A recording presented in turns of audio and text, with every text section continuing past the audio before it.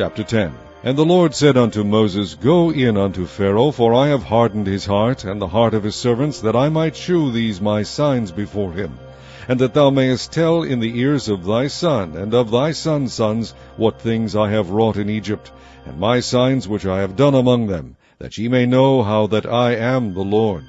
And Moses and Aaron came in unto Pharaoh, and said unto him, Thus saith the Lord God of the Hebrews, How long wilt thou refuse to humble thyself before me?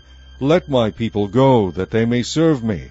Else if thou refuse to let my people go, behold, tomorrow will I bring the locusts into thy coast, and they shall cover the face of the earth, that one cannot be able to see the earth, and they shall eat the residue of that which is escaped, which remaineth unto you from the hail, and shall eat every tree which groweth for you out of the field.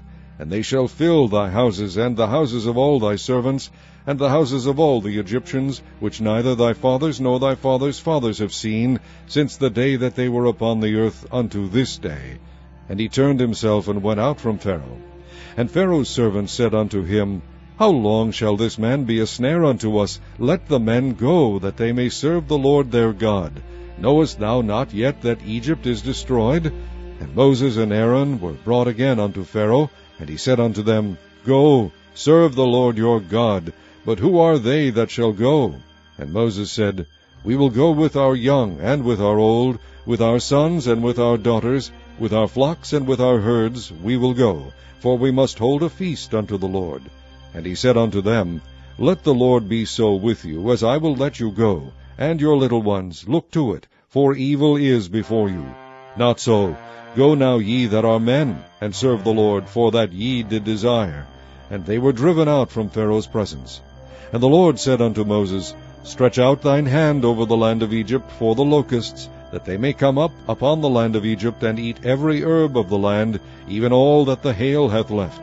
And Moses stretched forth his rod over the land of Egypt, and the Lord brought an east wind upon the land all that day, and all that night, and when it was morning, the east wind brought the locusts. And the locusts went up over all the land of Egypt, and rested in all the coasts of Egypt. Very grievous were they. Before them there were no such locusts as they, neither after them shall be such. For they covered the face of the whole earth, so that the land was darkened. And they did eat every herb of the land, and all the fruit of the trees which the hail had left. And there remained not any green thing in the trees, or in the herbs of the field, through all the land of Egypt. Then Pharaoh called for Moses and Aaron in haste, and he said, I have sinned against the Lord your God, and against you. Now therefore forgive, I pray thee, my sin only this once, and entreat the Lord your God, that he may take away from me this death only. And he went out from Pharaoh, and entreated the Lord. And the Lord turned a mighty strong west wind, which took away the locusts, and cast them into the Red Sea. There remained not one locust in all the coasts of Egypt. But the Lord hardened Pharaoh's heart, so that he would not let the children of Israel go. And the Lord said unto Moses, Stretch out thine hand toward heaven, that there may be darkness over the land of Egypt, even darkness which may be felt. And Moses stretched forth his hand toward heaven, and there was a thick darkness in all the land of Egypt 3 days. They saw not one another, neither rose any from his place for 3 days. But all the children of Israel had light in their dwellings.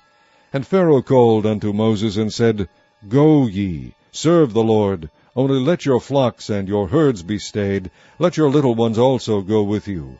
And Moses said, Thou must give us also sacrifices and burnt offerings, that we may sacrifice unto the Lord our God. Our cattle also shall go with us. There shall not be an hoof be left behind. For thereof must we take to serve the Lord our God, and we know not with what we must serve the Lord until we come thither. But the Lord hardened Pharaoh's heart, and he would not let them go. And Pharaoh said unto him, Get thee from me, take heed to thyself, see my face no more, for in that day thou seest my face, thou shalt die. And Moses said, Thou hast spoken well, I will see thy face again no more.